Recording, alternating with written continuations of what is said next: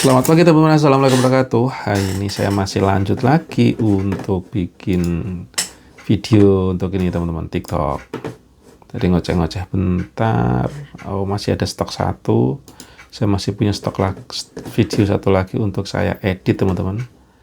Jadi alhamdulillah kemarin sore saya sudah nyetok dan saya berhenti di jam 12 malam. Schedulingnya udah tepar kemarin ya.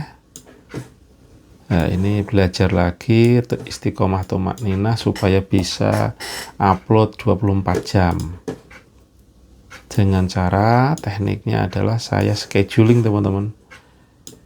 Nah, cuman produce videonya ini juga masih keteteran. Saya masih sehari ya, masih struggle di sehari, masih struggle tuh. Berusaha, masih mencoba gimana saya bisa konsisten 24 jam upload video TikTok affiliate. YouTube ya masih sekenanya kayak gini, satu. YouTube pun juga bisa di scheduling teman-teman. Nah, saya belajar ini dari senior-senior yang udah jalan ya, supaya tetap ada upload, karena di sosial media entah YouTube entah TikTok itu yang diperlukan adalah video-video fresh selalu gitu ya. Dan biar orang nggak bosen, sebenarnya itu trikinya ya. Kalau panjenengan yang nonton kan bener kan, pengennya yang baru. Nah, itulah manusiawi ya. Jadi kalau kita udah nggak bergerak, kenapa? Makanya kalau nggak bergerak, ada yang mengatakan kalau nggak bergerak ya mati, maksudnya itu ya. Kalau kita nggak bergerak sebagai manusia ya tumbang. Ciri-ciri manusia masih ada itu kalau bergerak.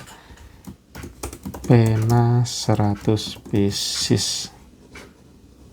Nah, saya jualan pulpen nih, laku nggak laku lillahi ta'ala aja, itulah penjual ya. Berapa ya, sebentar 4, stuck.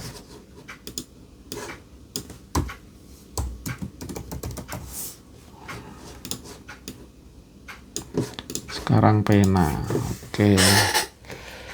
Ini saya lagi ngedit teman-teman. Ngeliat saya lah proses editnya nggak? Nah, daripada muka saya terus ntar bosan panjenengan. Saya bukan Tom Cruise yang gantengnya ugal-ugalan. Oke, ini saya teks. Saya generate teks, jadi suaranya teks. Teks ini gunanya bukan cuman untuk ini ya, bukan cuman untuk biar sampean bisa baca, bukan itu sebenarnya, tapi sebagai ya biar dikenali oleh si AI-nya TikTok. Jadi kayak kalau di YouTube jadi kayak kata kuncinya gitu ya. Jadi kata kuncinya itu selain tagar juga dikenalin. Oh, nanti saya jualan produknya apa gitu. Terus nanti dikelompokkan ke audiensnya kemana gitu. Itu yang coba saya pahamkan ya. Penacel. Salah.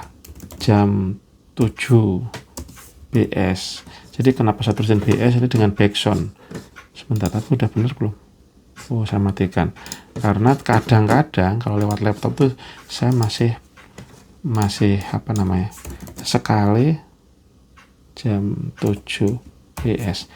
Kadang-kadang dengan backsound itu kena copyright, padahal saya cek di sini udah nggak copyright, tapi setelah masuk ke TikTok kena copyright. Nah, mau nggak mau kalau udah kena copyright itu saya take down, karena kan suaranya sudah gabung ya saat upload. Makanya saya coba backup sampai saya nanti yakin suatu titik kapan nggak tahu, meyakinkan bahwa emang copyrightnya udah nggak kena copyright. Karena kalau kena copyright suaranya dibungkam, dimatikan teman-teman. Jadi video yang kita upload misalkan ke TikTok gitu ya, kalau kena copyright nanti suaranya dimatikan. Nah, kalau kita ngoceh-ngoceh jualan cuman video tanpa suara, nanti ya kita ngomong hilang suara kita juga gitu. Nah, aku juga nggak ngerti kadang-kadang kenapa masih kayak gitu, padahal di aplikasinya CapCut udah dicek nih kena copyright enggaknya gitu, dan sudah terverifikasi nggak ada kena copyright. Tapi nyatanya saat masuk TikTok malah kena copyright lagi gitu. Padahal CapCut dan TikTok itu mereka kan satu, nggak tahu, pokoknya kolaborasi sama satu perusahaan, saya nggak ngerti deh. Orang kita kalau itu diarahkan itu ke CapCut itu loh teman-teman. Nah, ini lagi proses export ya. Ya gitulah teman-teman, dulur-dulur semua. Jadi sebenarnya kalau sudah bisa berhasil, udah bisa menghasilkan, pekerjaan affiliate ini keren gitu. Kerennya apa? Kalau saya ya, saya bisa kerja dari mana aja, dan salah satu dream saya itu pengen yaitu traveling around the world, entah menggunakan cover van atau dengan menggunakan mobil terbang gitu ya, sambil tetap bisa menghasilkan dari YouTube ada, dari affiliate ada, dari bisnis ada gitu ya. Dan mungkin ada teknik menjemput rupiah lagi dengan cara berbeda di masa depan, saya nggak ngerti lagi ya. Bisa jadi kita nggak ngapa-ngapain bisa dapat duit. Maksudnya ya kita nggak harus kerja yang wow banting tulang gitu, tapi kita yang sesuatu yang kita lakukan dengan kita happy menjalaninya dan mendapatkan uang dengan. Kalau saat ini kan jujur di negara kita ya, kalau yang saya rasakan ini nyari duit memang sulit sekali. Dan nggak tahu cara terbaiknya gimana gitu. Misalkan for example lah, misalkan dengan studi kuliah yang bagus, ya kuliah juga mahal bos. Dan nyatanya tidak semua kuliah juga bisa langsung dapat pekerjaan, malah sekarang ada kecenderungan banyak pengangguran dari perkuliahan. Nah, yang anak-anak kuliah S1 gitu, S2 bahkan itu makin banyak pengangguran. Apa ya? Belinya di sini. Nah, ini kan fenomena yang agak ruwet lagi nih. Nggak ada jaminan bahwa kalau kuliah itu akan mendapatkan pekerjaan dengan penghasilan yang oke. Saya nggak ngerti apa. Karena di company di Indonesia kalau nyari staff itu misalkan IT aja saya dulu gitu. Jadi harus bisa, misalkan IT harus punya program, bisa program ini, bisa ini. Jaringan itu kan terpecah macam-macam teman. Harus bisa ini. Jadi semua harus dikuasain. Kalau yang saya coba paham di luar negeri sana ya enggak lah gitu. Lu mau expertnya di mana nih? Misalkan tukang bersihin laptop, ya udah expertnya ada sertifikasi punya pekerjaan bersihin laptop gitu. Jadi nggak bersihin laptop juga, install juga, bongkar juga, sampai nata juga, terus jaringan juga. Nah ini jadi makanya yang nggak tahu sistemnya entah kapan berubah lah ini ya teman-teman. Optimis ini, makanya saya lebih memilih belajar entrepreneur.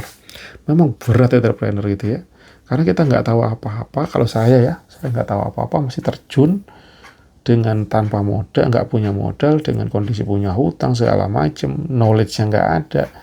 Dan ini kayak gini sebenarnya proses belajar teman-teman. Nyatanya saya di sini saya nggak bisa ngejar duit dulu. Jadi proses belajar gimana, TikTok tuh begini, gimana bikin videonya begini, itu butuh nggak sehari 2 hari, tahunan loh bagi saya. Nah kalau saya nggak mulai, ya wis parah. Masalah sekarang usia berapa sudah nggak pedulikan itu. Ya karena kita masih diberikan kesempatan bergerak itu. Yang pasti ojo izin gitu. Kadang yang jadi problem itu, wah saya udah usaha segini, saya udah punya usaha ini, malu gitu. Terus kalau ketemu circle ini nanti saya ditonton orang, jadi lihat enggak, ya harus di take down, maksudnya ego itu turunkan. Selagi positif, selagi baik, nggak peduli siapa sih, emang orang lain peduli sama kita. Belum mau masuk circle kayak apapun, emang mereka ngasih? Enggak bro, saat kita berjuang struggle, mereka paling ngeliat aja, bahkan ngejelekin kita, ngatain gitu kan.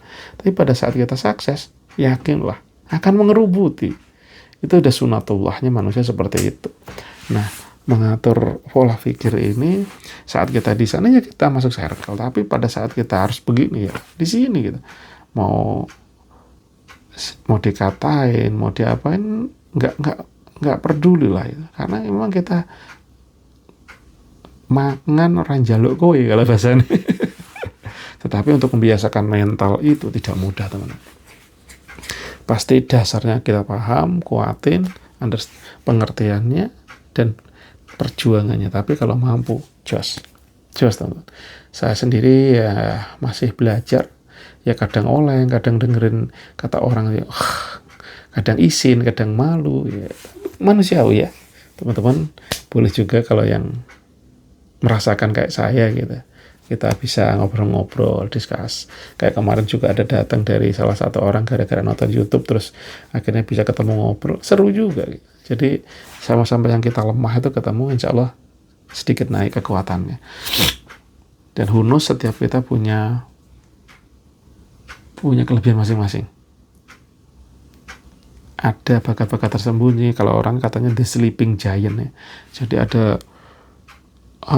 hal besar dalam diri kita yang kita nggak tahu gimana membangkitkannya. Siapa tahu dengan kita saling diskusi, lu tuh di sini. Kadang-kadang begitu loh. Kita paham tapi kalau nggak lu tuh di sini, nggak kebuka. Itu teman. Lanjut lagi ya. Ini biar jos, aku lanjut lagi untuk bikin video, take video untuk TikTok.